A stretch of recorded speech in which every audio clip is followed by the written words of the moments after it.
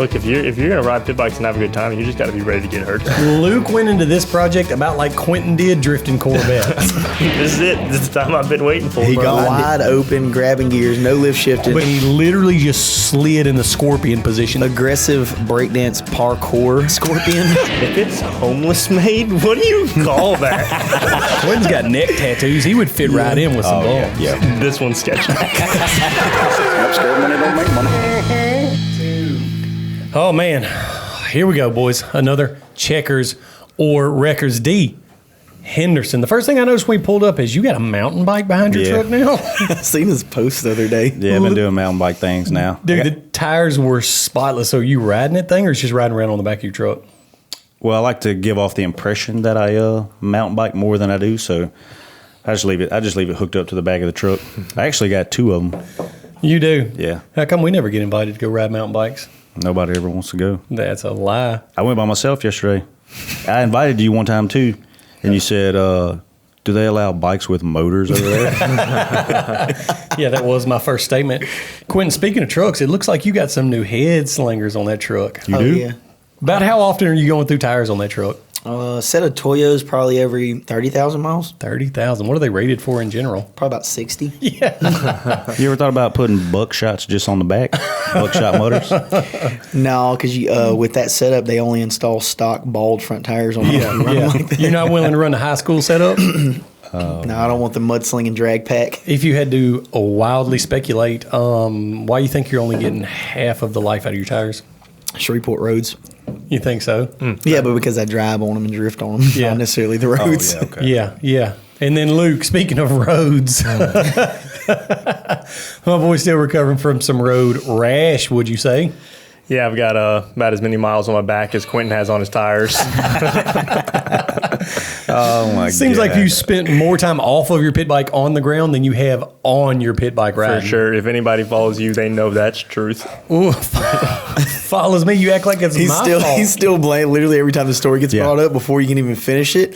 Yeah, D slammed on his brakes in front of me. I was If like, D wouldn't have stopped so fast, I'd still have all the skin on my back. No, I'm saying that if anybody follows you, they've seen me hit the ground a few times. Oh, you That's what don't I'm mean saying. follow me on a pit bike? No. I thought you were turning no. one of my ex-girlfriends all of a sudden. Like, I'm just like, hey, listen, you cheated on me with this dude. Well, I mean, it was your fault because you didn't do this and you didn't do that. That's not what I was saying.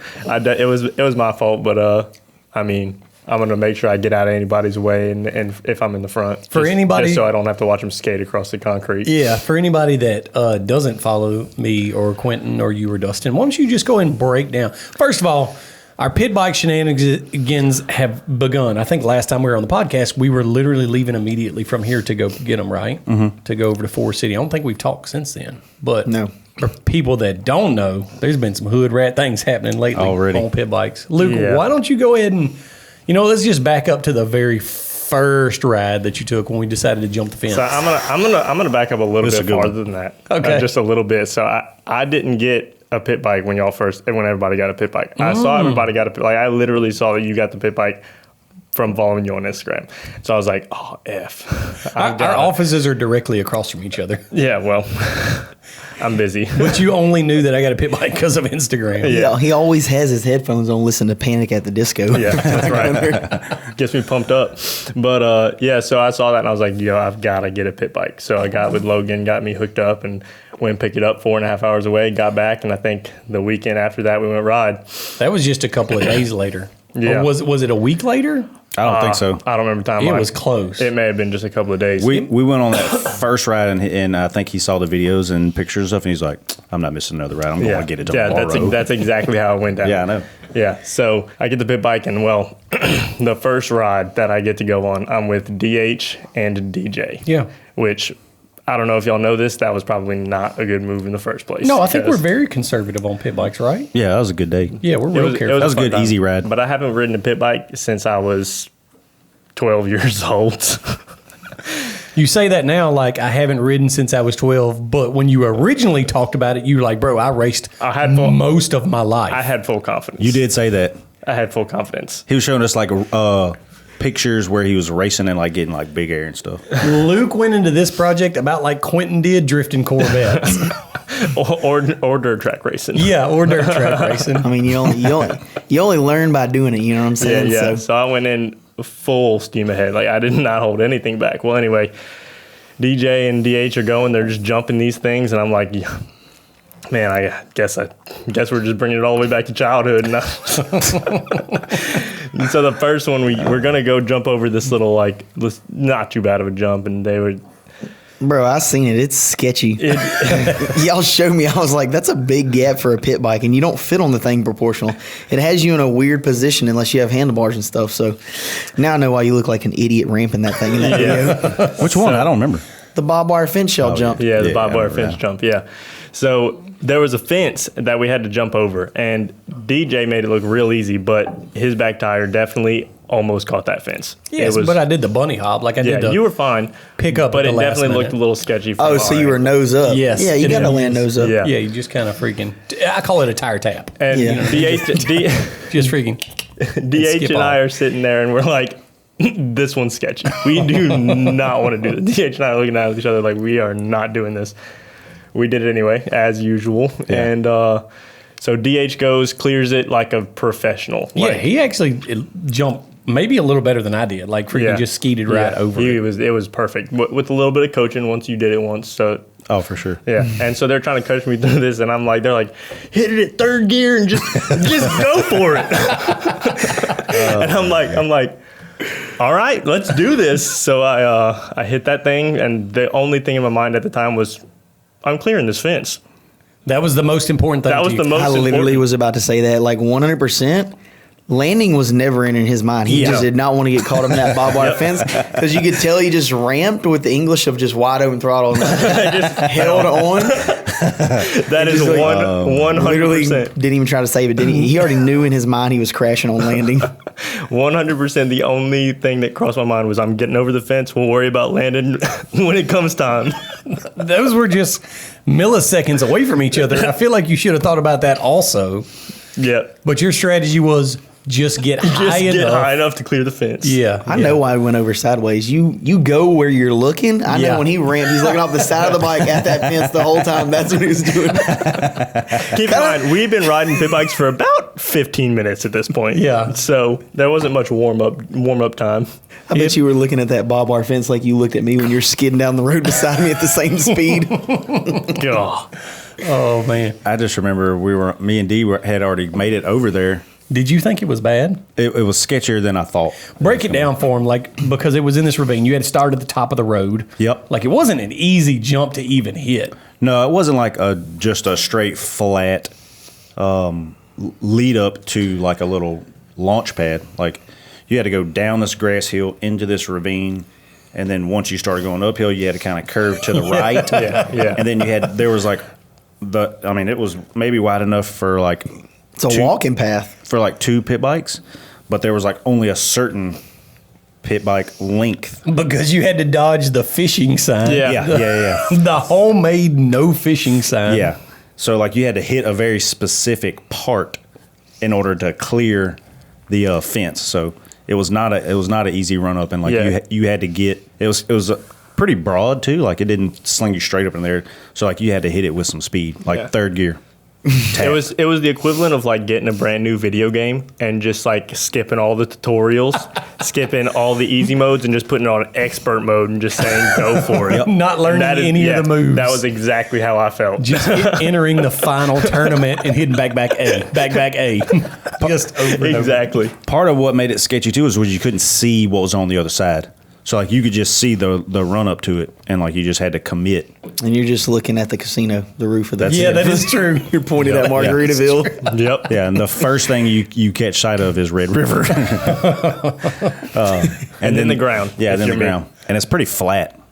Like, Yeah, you kind of got to jump to flat a little bit, don't you? yeah. I think that's why D was nose up, because like the bike ain't made to handle 200 pounds coming down on it. So you got to touch the back tire first, let the frame soak up some. Yes, exactly. You got to kind of ride it out on the rear wheel a little bit. You can't go just full tap frame to ground. Yeah. But if you commit to it, and like once you get over it, you're kind of like, all right, what's next? Yeah, it wasn't that bad. And Nah. I feel like if we went back, we could probably do it a little better. Yeah, it wasn't that bad. I just hadn't jumped a pit bike. It in looks 15 sketchy years. to me. Yeah. I know we were filming Luke, and we're on the other side, and you can't see, like, if you're looking at the jump when they're coming at it, you can't see them until they're like airborne. And so we'd hear Luke tap, son. I was getting over that fence. But we can't see him. And then as soon as he comes into view, like, we're from me to you, filming. And y'all knew immediately. Oh man, I launched that thing. bro, he did. He like, all right. So DJ cleared it, and then I probably went maybe like 2 or 3 feet past him. Bro, Luke landed like 8 or 10 feet past me. That's what I was thinking. Y'all let off. Yes. He was on the limiter all the way to lip. The whole time. The whole time. Bro, I was dying. And what's funny is in the video when you can see when he wipes out, when he doesn't even consider he's gonna hit the ground until his shoulder touches. Cause like if I'm going down and like I see the pit bikes going, I'm letting go. Like I'm trying to run out of it, trying to land on my feet. Bro, he had hold to the handlebars and feet on the pegs till his head touched the ground. You Yeah. got to hold on did. to your lifeline. You know what I did. mean? He You just did. got to keep going. That's exactly what he did when he fell off the pit bike on the road Oh man. till it tore him loose from it. So I think that was just the second ride, right? Yeah, 1, And 2. So Made 2 mistakes, 2 rides. Quinton, why don't you go and break down? Because who would it? It was me, you. I was beside Luke. Me and him were drag racing. Yeah, it was me, you, Luke, and Chris. Yeah, Wasn't Chris with us? Yep. Yeah. Yeah, because he was He laughing was at following you at the too. back. Yeah, so we had just left Bum Bridge over there at the Bum apartment. Matter of fact, hold on. That's right. I forgot about that. That's the first time I'd ever seen him. I mean, we had been down there a couple of times for other stuff around the area, bro. Like, his construction crew works faster than anyone at Shreveport Boat Show I've ever seen. But where it's located, because you can get on Google Maps and spot this. Like if you zoom in on downtown Shreveport and you look at where The bridge crosses 12 Mile right outside 12 of the miles, casinos. yeah, 12 There. mile by. What is the road that runs right in downtown before it turns to Clyde Fan? That's Clyde Fan, ain't it? Or, Yeah. Or Grimmett. I mean, it's Grimmett comes under the bridge right there Yeah. for the crossover for airport, and then right before you get to is that Boomtown? Yeah. Yeah, that bridge that crosses over 12 Mile. Yeah, so just north of downtown Shreveport on Clyde Fant, there's a bridge that crosses over 12 Mile Bayou, right? And that's where your boy lives, Quinton. No, he's, If he's you- literally got a penthouse. Like, If you've ever gone over that bridge, you've been in his living room. 100%. Bro, break his place down, though. y'all showed it to me. I had no idea about it. And Y'all went inside? No, we haven't got the invite inside yet. Oh, okay. He said they needed to clean up. So they're doing some renovating. I've been down there 1 or 2 times, and he pretty well got the whole. Like normally they just have like a little section like where they live, bro. He's like It's took walled over the off. whole thing, the Yeah, whole it's- entire bridge. It's 5 lanes wide, a bridge that's 5 lanes wide. Yeah. And he has it tarped off from the small corner of the pizza pie under the bridge all the way down like 20. He's got 25-foot front door. Bro, he's got a bum compound down there. Yes. 100%, bro. That's probably a 3,200 square foot house. Yeah, he's got more square feet than I do, that's for sure. For sure he does. Waterfront. Guess how much he pays for it? $0. What about his security system? Do you remember looking around when we got there? Yes. Yeah, so when we pulled up, I had no idea what we were rolling into. And then, like, I see all these tarps and, like, this wall, and I'm like, what? And then I see, like, a little mid-drift picket fence, like a low dog fence. And then he's got a cattle gate, a full-size cattle gate, like not a bent-up, a good one. And he's got deer cameras, like 3 deer cameras, signs telling you you're on camera. Then he's got a motion sensor that sounds like our old laser tag guns. Yes. Ding, dong, ding. Like when you Yeah. break the motion sensor. And then, His method of safety at the top edge of the fence is he took a piece of tin, ran it along the fence, clipped it into like A shapes, and bent them back and forth diagonal. So Like a that they- Sawzall blade. Yes. literally like a Sawzall blade. I touched them there, and they ain't dull. Before we even get, like, we come down the hill, and he's like out front seeing what's going on, and meets us at his gate and like starts talking to us like it's complete, like we pulled up to his house. But he was talking fast. Yeah, he was on high speed chicken feed. That's for sure. Oh my! My boy was rocket fueled out, and he just started. I mean, I don't even know if the conversation started. We just like asked him about the place, like how long he lived there, and like he just went off on this tangent, and we never got another word in. It was literally just any question you can think of before you could even ask him, he was already talking about something. There was 2 stories he told us that I remember specifically. One, do you remember what he pulled back and showed us behind the tarp? He's got a truck in there, don't he? He has 2 vehicles. There's 2 vehicles in there because we asked him if he had a car or something. And he's like, yeah, I got this truck and it's got 6,000 watts of audio. And dude, he starts rattling off all this audio. And like what's going through my mind is I'm like, bro, you got a bum complex. It's nice, but what are you doing spending money on car audio for? With the gas prices the way he ain't driving it nowhere. There was no tire tracks in and out of there at all. And then, like, I don't know what was going through y'all's head. I was baffled. Like, bro, when he started breaking down, because he had like 2 15s, a 9,000 watt pile amp, MTX, like everything that you would have gotten in high school, he had, and I think it was a Sunfire with a dent in every panel of the car. But bro, he was rattling off the specs on the stereo so fast, like I couldn't follow him. But he was just talking about how hard it beats, and I think Quinton was like, "Well, man, turn it up, let's hear it." Well, I mean, he was like, "Oh no, man, the battery's dead, man. I could need to get a little gas, like before I really get to playing it. I might have to put some gas in the thing." Was it the first or second time that his arm was burnt up from the amp or something catching on fire? Remember? What? Yeah. We went back and he had like burns all over his arm. He's telling Dustin a story, and then when Dustin was talking about, well, let us hear it, and then he had some excuse why we couldn't, and he's like, well, I'm burnt up, like in the middle of a storm. We're like, whoa, how'd you get burnt up? He's like, oh, some electrical caught on fire, and my wife just hollered at me. Something I was cooking just exploded on me. And we were like, what? Dude, I'm talking about like, we for sure need to go down there with all that deer saucer I got, a peace offering, and just be like, hey man, we need a tour, and I want to hear the story. Like, how long would it take you to build this place? Where all this stuff come from? And where did you come from? Yeah, he had like furniture, and it was like sectioned off in there. And then he let D take a peek in. He was like, hey, but don't go in that back box. For real? Instead of saying the back room, he said the back box. I seen he does. There is like a little room back there. Yeah. Have y'all ever heard of stereo? No, I tried to. I have. You have? Yeah, this past week. Are you serious? Yeah, I had some extra food from going out to eat, and I stopped by there during the day to drop it off. Did you? Ryan? No, I swear. And oh my God. And him and his, I guess it's his wife, because he don't live there by himself. Mm-hmm. Yeah. But walk down there and I'm like, hello, and like the little things beeping, going on, dinging. And with like maybe 2 minutes goes by, and finally him and that lady come out of that little back room, because I was sweaty? I was like looking across through there.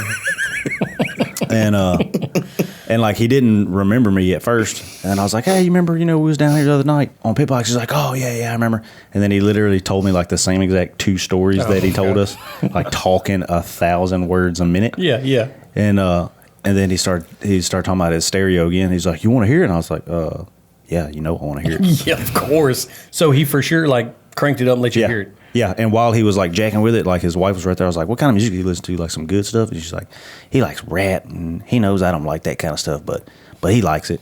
And then he turned it on, bro, and it actually sounds pretty good. Really? Yeah. You were in the house? No, I wasn't in the house. The complex? You were at the gate? Yeah. He made you stand outside while he cranked the radio. Well, I was going to come in, but he said he couldn't find the key to it, to the cattle gate. Why don't you just step over it?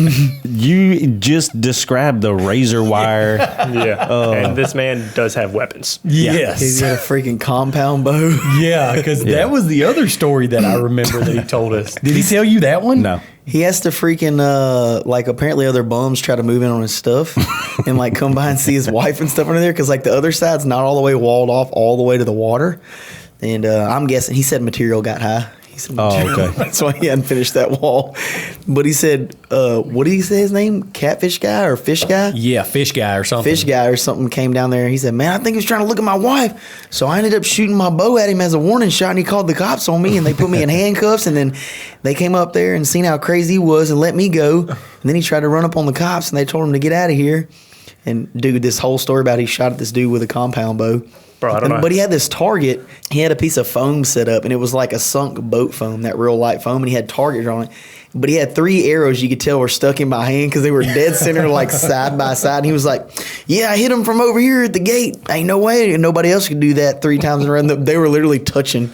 And I'm like, oh, my God. I think it was a deterrent because he has like signs and trails like as if somebody's going to take that route in when the short route is just to come right down the hill. It was kind of odd. So Yeah, he's got those little signs that we had to dodge to go up the jump, like the little fishing signs. Yeah. I'm trying to figure out why he has those signs leading from his house. so you don't get lost in his neighborhood down there. Yeah. Gotta get it's a street signs. Yeah, I think the first thing people do when they come over the bridge is walk down under the bridge because they want to be in the shade and fish. So like as you walk under the bridge is the first sign that points to the left and says fishing trail. Oh, so he's then you pointing walk down people. by the bow and arrow target, and there's another one that says fishing trail ahead. So I remember earlier you said that sign was homemade that we had to go around. Yeah. If it's homeless made, what do you call that?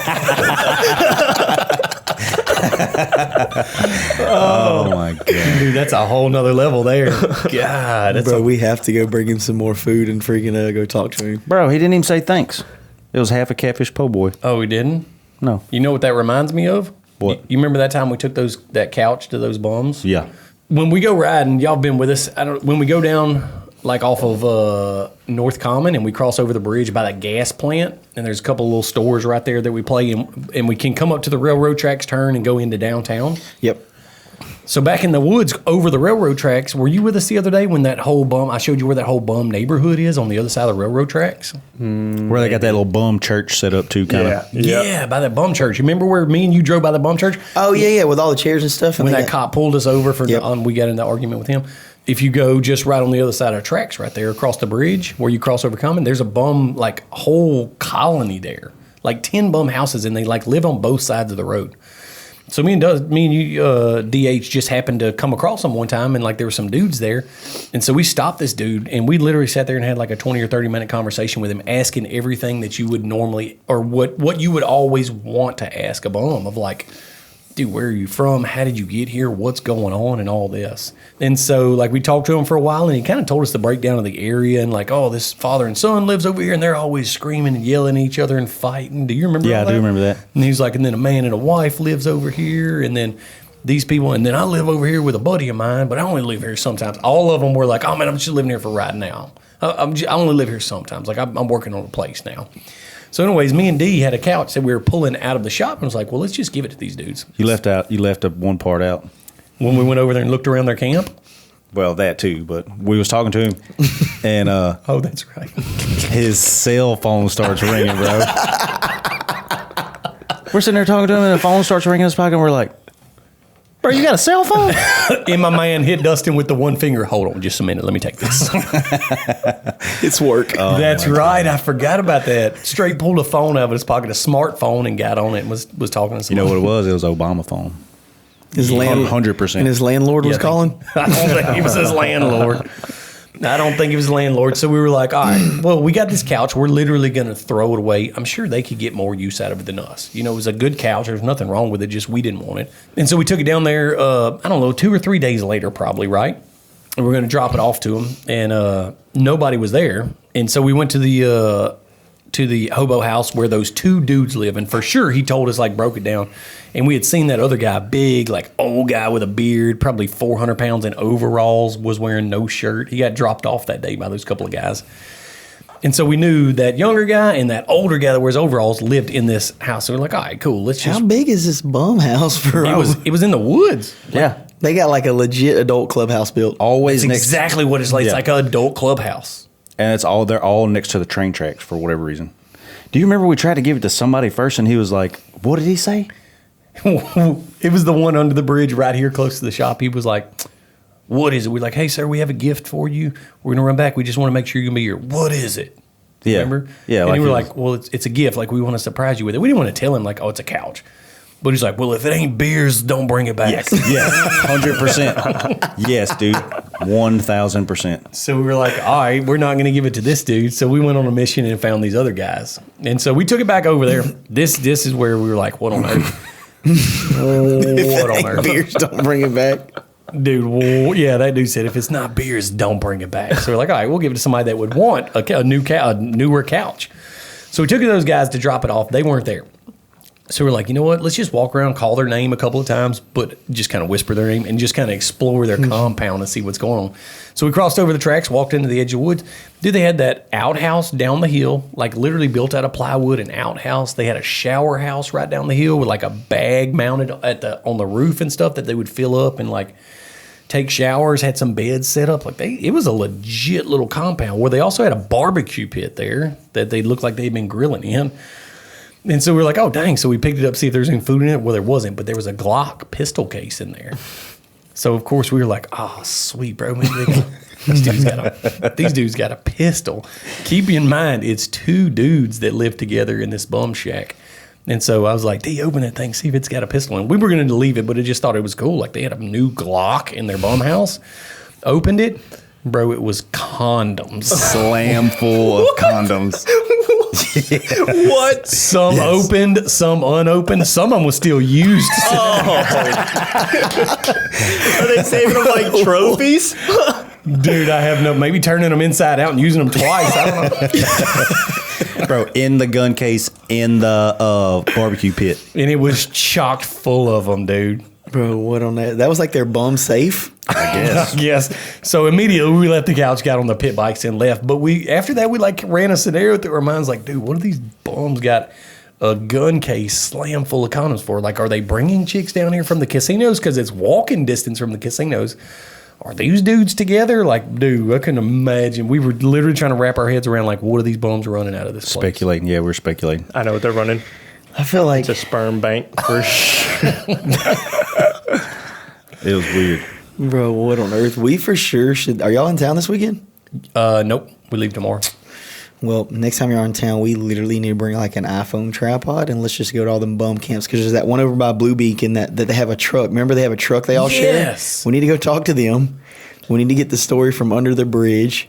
That place. We need to go interview all of them and just let them be like, hey, we're cruising around doing an interview for our podcast. Can we talk to y'all and film? Dude, I feel like a better idea was what you said is us go down there and like Try to get in. Yeah, stop like a get the couple of truck. blocks away with gas. Yes. We talked about taking their truck and just joyriding a little bit. Taking my gas is God. like a peace offering and going down there like, man, if y'all will let us like be a part of your clan, be a part of your group, like we'll give you gas for the truck. Like we got 5 gallons we can spare. If y'all will just let us stay with you for a couple of days. Stay there like a day or two and be like, man, since we bought the gas, can we borrow the truck and run up to the gas station to get y'all some beers? Because apparently Mikey told us about this. Mikey said they have a truck they all share. And like apparently they have cell phones and somehow Mikey said he was at Blue Beacon or something and like they got into it and they were on the phone like, where you at with the truck? And Mikey's like, bro, this is a bum that told me he lives over here. And like apparently Mikey talked to him when they got off the phone or something. He's like, yeah, they were fighting over who had the truck so long. They were supposed to be back by now with the truck and stuff. Oh my God. You know, they're all recording the mileage, the fuel in the truck and everything. So I was like, bro, we have to go over there and be like, hey, we got some fuel. Can we run some errands? And I'm sure one of them's going to want to ride with us. So we'll just take it and just like see how long we can be gone with it. Bro, you ain't gonna be able to go down there looking like that. They gonna know something's up. Well, I mean, Luke looks kind of scraggly. Yeah, he does. Dustin still got some of our Muddy Bottoms Mud Rides clothes in the back of his shirt in front of the toolbox. We'll just put those on. I already know what shirt I can put Yeah, I on. was gonna say Luke put his pit bike shirt on. Yes. Quentin's got neck tattoos. He would fit right in with some Oh yeah, bums. yeah, for sure would. Bro, we literally have to. That'd be We'll hilarious. send them 2 down there with like some leftover food and some gas. And Yeah. for I think sure I think they- Chris Some could go pizza. for a bum too. Chris for sure could. Yeah, he definitely He could. just couldn't wear his. Actually, he could wear his flannel long sleeve shirt. Yeah. I'm sure. Only that though, like not buttoned. I'm sure he's got some bro shirts he can put on. Though. Oh, yeah. Yeah, nice yeah. and ripped up. You pretty well destroyed that one of yours though. Had the back peeled out of it, and that was. And Quinton pointed it out. Like, we got to show how road rashed you were. Actually, we didn't even talk about that. That was the second ride. Yeah, we haven't talked about that. First ride, Luke, out. You just try to jump this little fence. It's only like a foot tall fence. Yeah, and smack the ground. crash out. Dude, well, I then, laughed so freaking hard at that. Yeah, you did. oh, man, we was rolling. But the very next weekend, me, you, and Chris took him riding, right? Yep. So we just left. What is that dude's name down there? The bum under the bridge by the casino. Do you Yeah, remember his name? we've never gotten his name. Diamond Dave, isn't it? The karate guy? Yeah. He looks like him. He does look like him. So yeah, we leave from there and then we get out on the road, like close, like on the shoulder of the road, and it's a long straightaway. And so D's like leading and cruising, has his headphones in. and me and Luke are behind him, just like accelerating, like drag racing. Well, we get wound up like fourth gear. We're rolling like, I don't know. We need to GPS and things. I think they at least do 35 or probably faster. So we're probably rolling. His way faster. Why you keep saying that? Definitely got a tune on it. BBK. Mm-hmm. We just got the exhaust mods. We got the semi cut and the cowboy cut on mine. Well, me and Luke are ripping side by side. Well, like the whole time I'm noticing, I knew something was about to happen, like 100%, because Luke had this grin on his face, but wasn't paying attention. Like I was doing this, like looking at him like this, like I know better how quick things come up on you. Luke, wide open, grabbing gears, no lift shifting. But he was looking at you like a little kid. Yeah, it's like laughing like the whole time, like, and never looking back forward. And I was like looking back forward. Y'all are goofy. And literally within like one look, I see D like start to like get off the throttle, like we're about to make a turn on the grass or whatever. And like in that split second, like when Luke see me look or something, like he had to see a look on my face. He like snapped forward, and I just see his left hand grab all the brake that thing had. Like I'm not talking about leaving some fingers in between where you can't pull it all. I'm talking about like this open hand, grabbed it. I promise you, I did not have time to open my whole hand. And after he grabbed it, it was brake, steer, and so bro, it just piss whipped him into the ground right on his head. Yeah, it was not a good time, but. Yeah, I mean, I was just looking. We were just messing around, just kind of cruising, and I was looking around to go do something out in the grass. And when I looked back forward, you were right there, and I grabbed all the brake. No, because you were literally looking at me for 3 gears. All right. How far did you skid, you think? At least 30 yards. Like, did you skid like this right here, like, or was you doing this? I was not tumbling. You wasn't? I was not tumbling. See, it was the worst case because. Like when he fell off of the pit bike and hit the ground, normally you would want to roll so that it reduces like the slide on the ground. But he hit and like it picked half his body up, so all his weight was on his back and shoulders, and he literally just slid in the scorpion position, the reverse scorpion position, dude. Oh. Yeah, he didn't roll till the last like 10 mile an hour. For sure, he was in like a aggressive breakdance parkour scorpion. Locked up, literally skidding on his shoulder like this, and his hand locked out and like his feet up in the air. Oh, and like, man. But the funniest part, the reason I was literally laughing before he was even done skidding was the look on his face.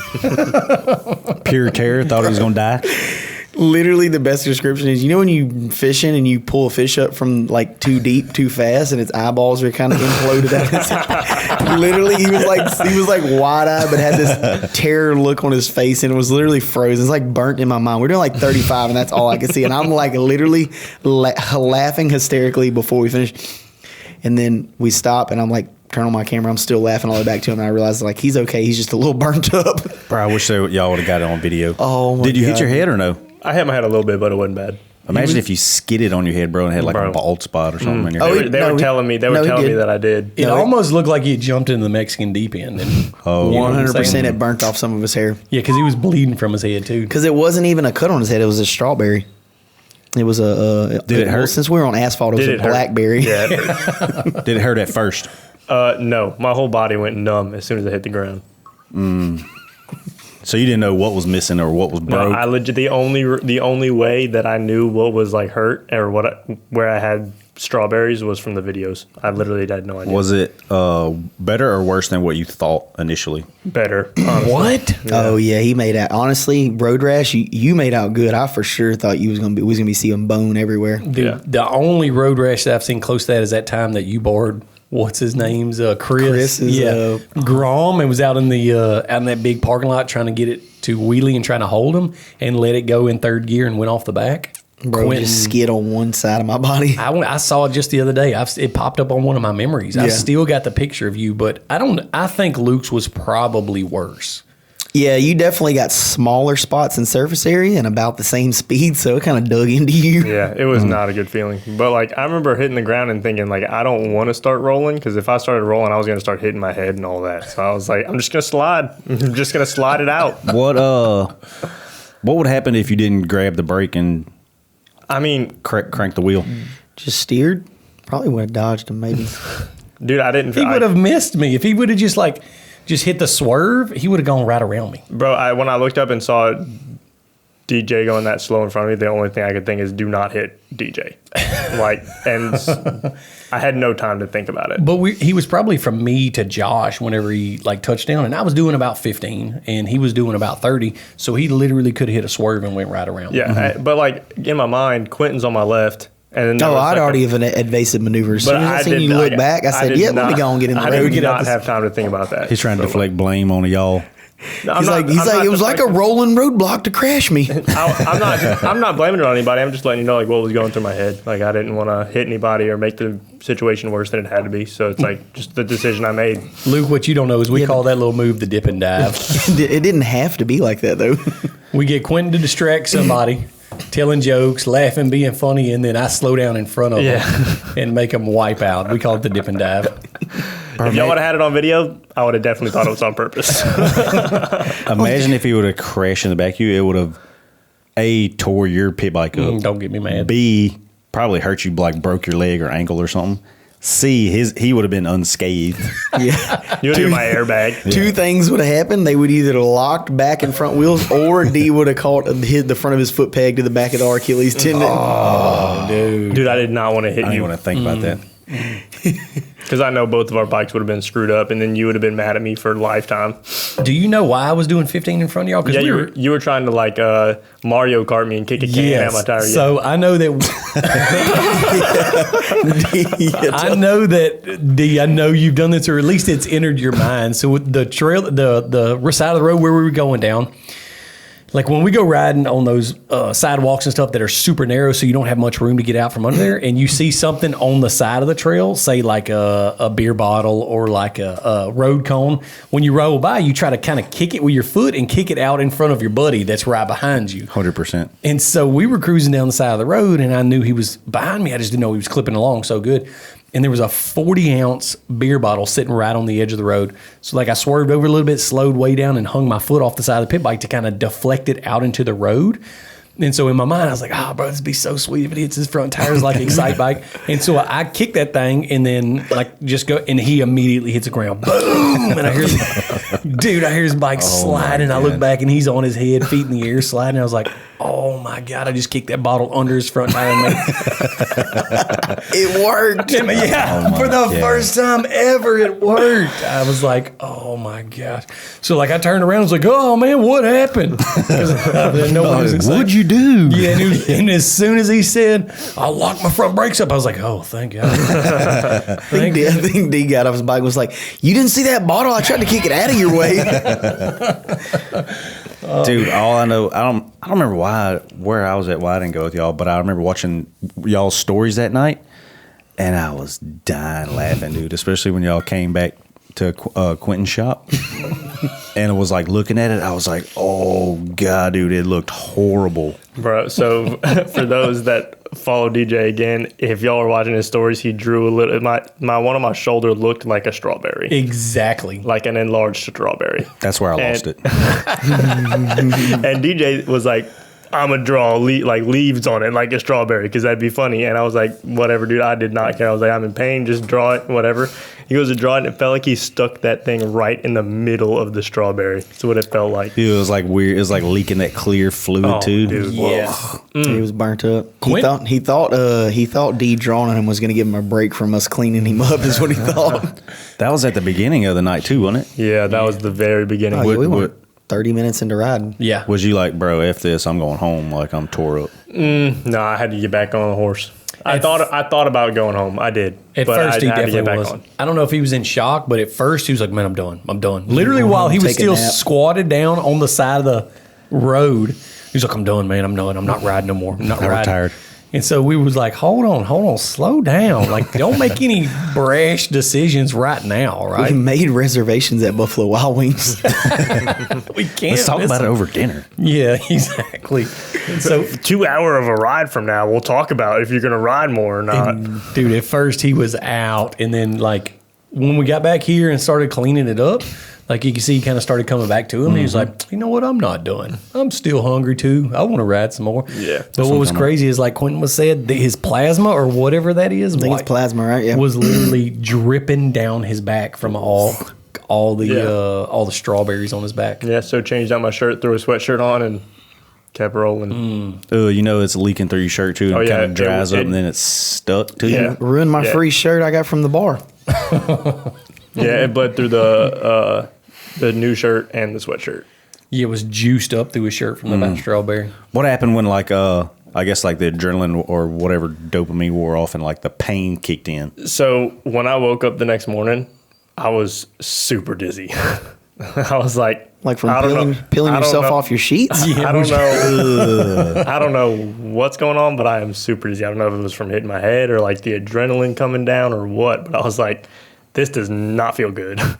And then the worst part about the whole thing was putting bandages on was fine, but taking the bandages off every night was the worst pain that I've ever been in. The first 2 or 3 days around the shop, like you could tell like how much of a bind he was in, like just watching him walk around and move. He literally was walking around the shop in the office only moving his feet. Just shuffling his feet. Like your grandma does, just dragging his feet across. Yeah. And I would like to go to sit down. It wasn't like a sit down motion. It was more like a bend your legs and fall. And then I wasn't leaning back in my chair. I was like definitely perched forward so I wouldn't lean on them. How was the shower and a bath? I didn't shower for 2 days. Are you serious? Yeah, I took a bath, but I didn't shower for 2 days. But it burns, huh? Dude, it's so painful. Oh, it'll light you up. Is it still hurting? No. You just took the bandages off like last week or this week or something. It's been a couple weeks, but yeah, no, they're good. They're just a little pink now. Scars, you think? Maybe not. The one on my elbow definitely will be. Have you been riding since then? Mm-hmm. You have? Mm-hmm. Oh, you're going to be pink for a while. That skin will be light pink like that. My leg is just now probably like where you can't tell it's ever happened. But it stayed like distorted skin looking like, I don't know, like the pigment was off for a long time. Yeah, it's definitely how it is right now. And yours were pretty deep, a couple of layers down, so that might last for a while. Yeah. If anybody ever gets road rash, make sure you wrap that stuff up for a few days. It helped a lot with the healing process for sure. Yeah. But it does not feel good. Anybody that needs to know how to take care of road rash or third-degree burns is about what that was. Reach out to Luke. Hit him up on Instagram. He'll tell you the process. Yep. Neosporin and vitamin E and wrap it up. Don't be telling them for free, Luke. Oh, my bad. Yeah. The small fee of watch this podcast. So you're saying don't leave the gravel in it or what? For a day or so, leave the gravel in. Until you can take a shower. Leave the gravel in there. Y'all email Luke your insurance card and we'll get you booked in. Quinton was the one that noticed it whenever we got back to the shop and like started assessing the damage. First of all, his leather belt was almost burnt all the way through, and then you saw the T-shirt all wadded up. But Quinn was the one that noticed the one on his back that looked like a strawberry. When you zoomed in, like some of the asphalt was left in, like I guess maybe your hair follicles or something, whatever those little holes in your skin are. And so it literally looked like seeds on a strawberry on that thing when you got close to it. Like, bro, there was so much burnt asphalt in every wound. It was. It was black. Bro, the fact that stuff did not get infected was a miracle, really, realistically. Yeah, because you were sliding through so much bum dust. Oh, yeah. There was a lot of bum dust and a lot of Shreveport, like, ashes laying around. Oh, man. When I saw the videos, I was like, there ain't no way he had clothes on. I was like, he was riding butt naked and why was he doing that, first of all? To get road rash that bad. There ain't no way you got road rash that bad fully clothed. I had clothes on for the first 20 yards or so. Oh my God. Luke went in there and took a tour of the old bum's house, come out with the Glock box and boxers only. We were like, what is going on? That's the real story. He was trying to make a speedy getaway. No, so many people were telling me, man, did you go to the hospital, blah, blah, blah. And I was like, what do you mean I go to the hospital? No, I cleaned that thing up and we kept riding. Do you want me to get dogged out for the rest of my life? No. Yeah. What did your girlfriend say about it? I was just like, hey, I'm riding pit bikes is part of the game, I guess. So we're just gonna have to deal with it for the next couple of days. That's what I'm talking about. Josh was the one saying the other day, what were you saying about Luke's riding status? He for sure had a concussion because I saw him 2 days later at the shop and he was all googly eyed. Like, still kind of wall-eyed? Yeah. No, so what Josh told me was like, bro, his parents and his girlfriend are never going to let him come ride with y'all again because the only 2 times that he's come on serious rides, he's been the only one that wipes out. So it's like we're setting him up for failure, but I feel like it's eat or be eaten. You know what I mean? Look, if you're gonna ride pit bikes and have a good time, you just got to be ready to get hurt sometimes. We don't even ride as wild as we used to. Like we used to, literally rip all over town. These have all been short rides. Yeah. And pit bike sprints. Yeah, we've been doing easy rides. But we went on one after that and nothing happened to you. Did it? Yeah, I made out good on the third or fourth ride that I went on. yeah, we had a good ride then. No, he was very cautious. And it was a big ride. You definitely backed it down. This dude drove off a culvert into grass like it's 6 foot tall. Yeah, we were riding down Burt Coons, headed over by the auto mall. I don't know, we're probably what, 10, 12 miles from the shop at least. And it's nighttime. And that's like the sketchiest part where we have to cross the road where all those turning lanes and stuff are, because there's no shoulder to really ride on. So I'm riding behind him, and he goes to bunny hop over the curve. And I remember riding through there a long time ago, because they can't make the grass right there. Like, it's way too steep and too ditched up for them to get a tractor in. And all of a sudden he bunny hops, and like we're rolling like pretty good, probably about 15 miles an hour. He bunny hops, and then all of a sudden I just see hands, head, back tire of the dirt bike, and legs, and then he's like stuck in the grass. It's so thick and tall. Like, I've seen him somersault a couple times, and I was like, oh man, he bunny hopped right over where that big culvert drop off is, dude. Just to kind of give a visual for some of the people that don't know, when we're riding, there's times where we cannot see anything at all. Nothing. We're riding blind. Like, if you just close your eyes and road, that's what we're doing. That's what. Yeah. You're blinded by the car lights coming head on, and then like it's pitch black down there, so you don't have any night vision. You can't see anything. Yeah. So like the fact that doesn't happen more often is crazy. So to see you go over the curb and just disappear, I was like, this is it. This is the time I've been waiting for. He gone. I did. I literally. I looked we lost over. D. R.I.P. I looked over it like it was a cliff, like looking for him. I'm like, bro, he's about to be way down there. What was crazy to me is all three of them just kept riding off, and it's like, well, he's just gone, y'all. Like they gave up on me that fast. Like I was just.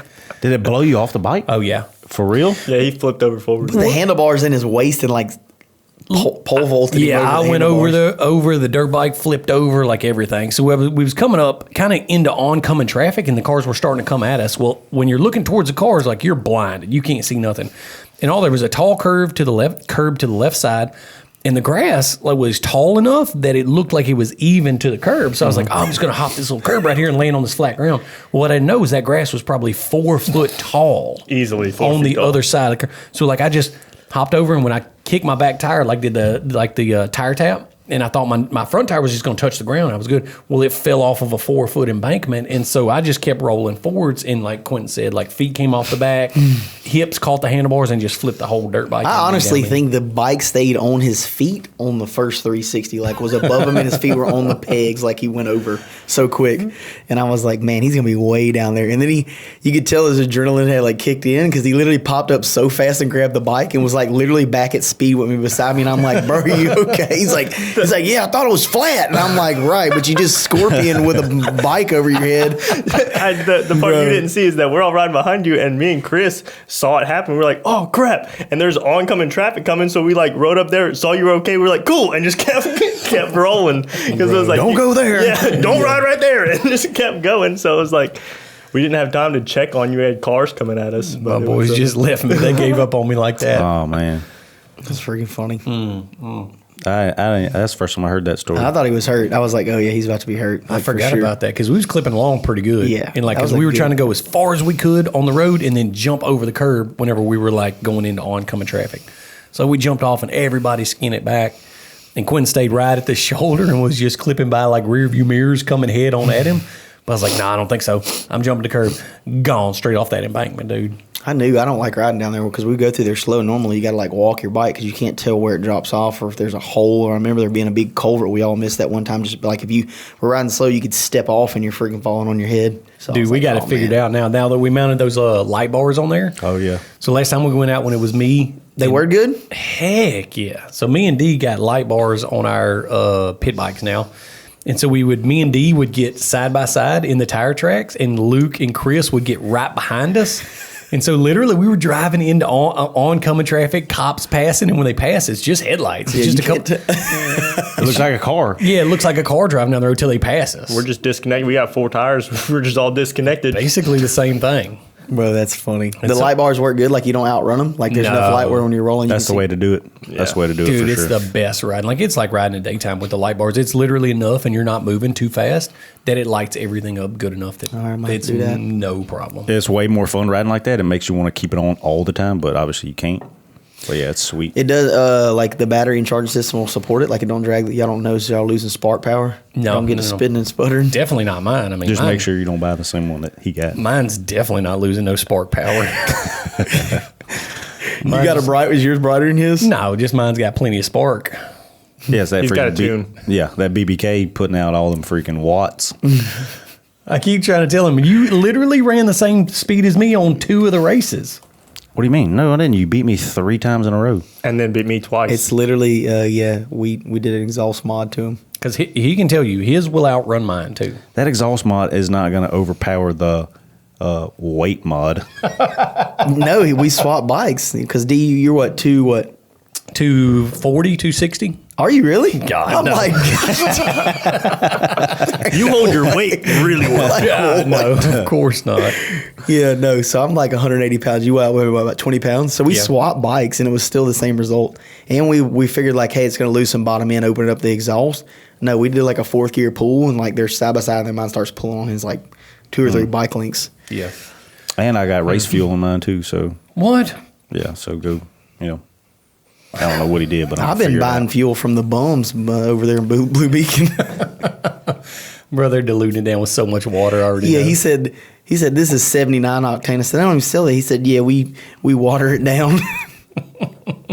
Oh, dang. Bro, so the other day, right after we rode, actually, like the next morning, maybe like Saturday morning, me and Josh went up to the power wash station just down the road. That one's working? Yeah, and so we were cleaning my pit bike up and just chilling, and so Josh and Kate was there, and like we were all hanging out, and I just hear like freaking bop, bop, bop, bop, bop. So I was like, oh, dang, what on earth was that? And you seen Josh kind of look over at me like, dog, what was that? So I quit power washing. I was like, dude, what was that? We heard it again, like freaking bop, bop, bop, bop. And, well, that time, me and Josh had already started walking over to the edge of the curb, like looking out across the field, trying to figure out what was going on because we wasn't sure, but like we was kind of guessing. Well, it was about 15 seconds before the second rounds popped off. So we're like, oh, dang, that's for sure. And you kind of hear some people yelling.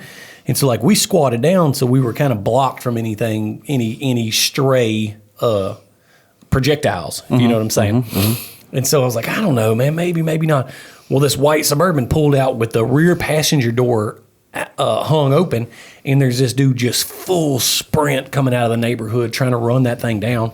The Suburban like turns, slows down, and the dude yells something at the Suburban, and the Suburban just takes off, like leaves that dude. So like all of a sudden that dude goes from full dead sprint trying to catch that Suburban to get in that rear passenger door to just literally just a mild, easy walk, like a casual stroll. And the shootout had happened maybe 100 yards away. Like they had just shot this place up. And there was dudes standing all outside. And he just went to just a normal, casual walk. Like he was strolling down the sidewalk, walked down the sidewalk. And it was probably like 15 or 20 yards from me and Josh. So me and Josh are sitting here looking at this dude that was just involved in a shootout. And he's kind of looking at us, just casually walking. We're just like, nah, man, we ain't seen none. I used to do that same thing whenever I was playing Grand Theft Auto. My dude's walking like he walked into a crowd of people like no one's going to be able to pick him out. Yeah, he's like walking down the casual. sidewalk by himself like he's just with a group of people like nothing. And so we were like, oh, crap. And we're like, dude, let's start, let's check the police radar, the police radio. Cat 911, the website. Yeah. Let's see what's going on. And so it was reported a shooting, but it was like half a mile down the road. So instead of at the power wash station, it was down at CVS pharmacy. And it's like a half a mile. And so me and Josh jumped in the truck and was like, man, let's just go look and see, because that's where they reported. Well, we drove down there. That same white Suburban or Tahoe was parked in the parking lot with like 10 cop cars and an ambulance. Tires were flat on it. Coolant was dumping out from under the front end. And so we're like, oh, dang, that is that same truck and all that. Well, they were loading a dude in an ambulance. We got on the news website, and for sure somebody had got shot. It was reported that somebody had gotten shot.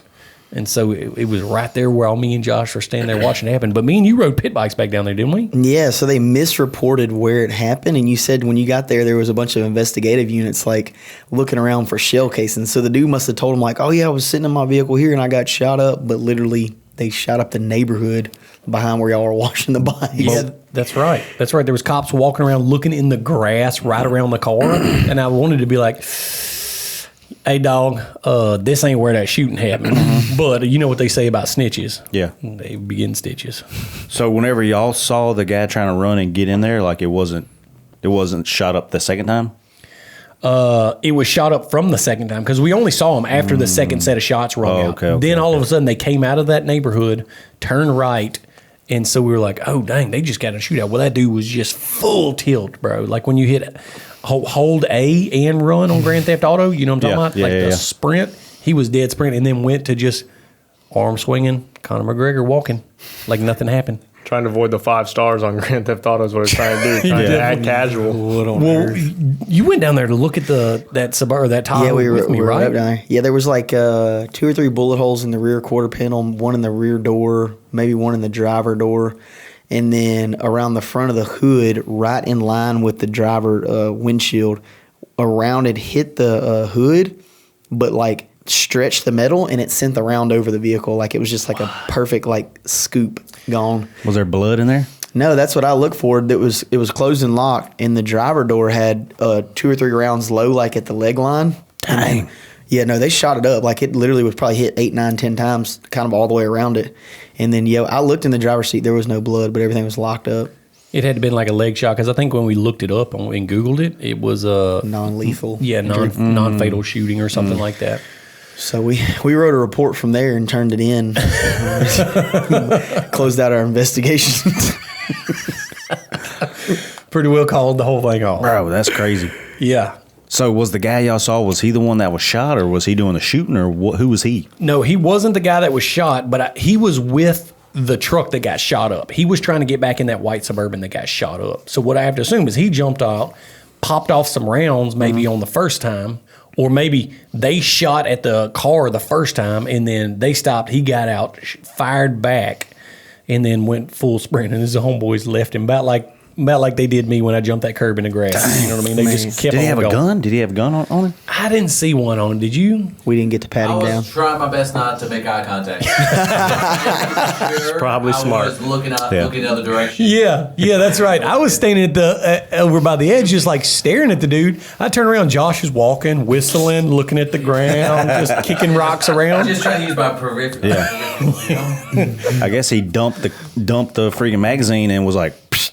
That was the difference in evidence between gone. the first and second shots is the draw time of the other party. That's what was going on. Whoever shot first, they got the gun drawn out and returned to fire. You already know they was in a high point battle too. It had to be in the way that round didn't penetrate the hood. Like it was a large round because the holes were probably 40 or 45 caliber, right? Yeah, it was big. It was large like 45, holes. 45. But boys must have been shooting high points because that one rolled into that hood like Quinton said and just shot up to the sky. It insane. Didn't even bust through the sheet metal. Their homeboys was reloading their rounds. They was short on gunpowder on that round. They didn't get the hot loads on that one. Bro, that's crazy. That neighborhood's crazy though. Cherokee Park is out of control, dude. Like that whole culture back there. But it happens all the time. Yeah. Like literally all around there, all the time. Yeah. Gunshots every day. Literally every crawfish bowl we have at the shop, I tell everybody to bring their vest. I'll tell you what we need to do is if something like that pops off again, we'll just do like we did in your truck. You remember over there across town whenever we had your Corvette wheels in the bed of the truck? Yeah. I don't know what happened. Bro, we lied. Do you remember? Oh, yeah. We were rolling from the machine shop getting hub adapters made for the dyno. And I had to go pick up 2 of my Corvette wheels. Well, they were in the back of my truck. And we had... And keep in mind, like, these are nice freaking Z06 wheels with, like, high dollar tires on them. They're, $500, $600 wheel and tire combo a piece. And so we're rolling across town, and we had that worker that was going to come work for you. And we always show them a good time when we come in town. And I was just like, the railroad tracks on Burt Coons by Willis Knight and got like this perfect asphalt lip. Oh, I know what you're talking about. And so I was like, well, and so I just floored the truck. We probably hit it about 70 or 80. And bro, dude. it just smooth as can be, got on the bump stops at the max transition of the ramp, and we left off like full tilt. And I just remember like forgetting and looking in the back of the mirror as we took off, and like all of a sudden I see Corvette wheels go up in the air, wheels and tires in the middle of traffic, and then we slam down and they hit the bed of the truck and both bounce out on Burt Coons. Like we're doing like 60 or 70. Bro. And it's 6 lanes wide. It's 5 lanes, so 2 and 2 and then a turning lane. and we're doing 70 miles an hour, and these two Corvette wheels go to Mars, dog. And it's a red light. It's a red light right in front of us. And Quinton said they came back, hit in the bed of the truck, back and bounced back out. Nah, dog. When we hit that jump the first time, them both wheels, different directions, gone out of the back of the truck. I thought one of them hit the bed of the truck. Definitely not. They both went to Mars. Bubble stopped. Seat bounced the wheels out of the back of the truck. Like it was the back of the school bus, and his head hit the roof. And when they hit the road, they literally true straight, like right past us, like through the grass and trees and everything, like rolling. Like luckily they veered off just enough because we were having to stop behind a bunch of traffic. Otherwise they would have hit the back of my truck or someone else's car or oncoming traffic. Y'all ever seen them videos where them dude be like walking down the street or like somebody's like pumping gas and you see a tire come out of the come from off screen? Yes. 1,000 miles an hour and just kills I always people. thought it was people's wheels and tires coming off. It's not. It's people jumping roller tracks. That's how it happens. That's how it happens. I always wondered. Man. And so I literally ran that through my mind. And immediately when they came out of the back of the truck, I was thinking, like, all right, how are we going to get out of this? First of all, they don't have VIN numbers on these things. So besides the witnesses that saw it happen, nobody's going to know them wheels came from us. So if they bowling ball somebody trying to walk down the sidewalk, We gone. We gone. or blow through somebody's windshield, we're just going to have to buy some new wheels. Like we're gone. leaving them behind and we're gone. And somehow one of them, like we found one really easy. One of them was moving so fast and shot out through the woods. It probably took us 20 minutes to just find this tire on the side of the road, bro. It blowed out through the woods. Were they in pretty good shape? They were pristine. Nothing was wrong with them. Not a Really? scratch on the face. They of it. landed on the tire and just rolled. Dude, and you know when an airplane lands down on the tarmac and it blows white smoke because the tire's at zero? That's what they did. When It they did that? Oh, when they hit the concrete, you immediately see, whoo, like white Bro, we were smoke. Flat spotted them. They were hauling. We were flying though. Dude, I'm surprised they didn't land face down and just That's what we across thought. We do the- need to go out to GM one day when we got some old tires and freaking drop one out of the truck.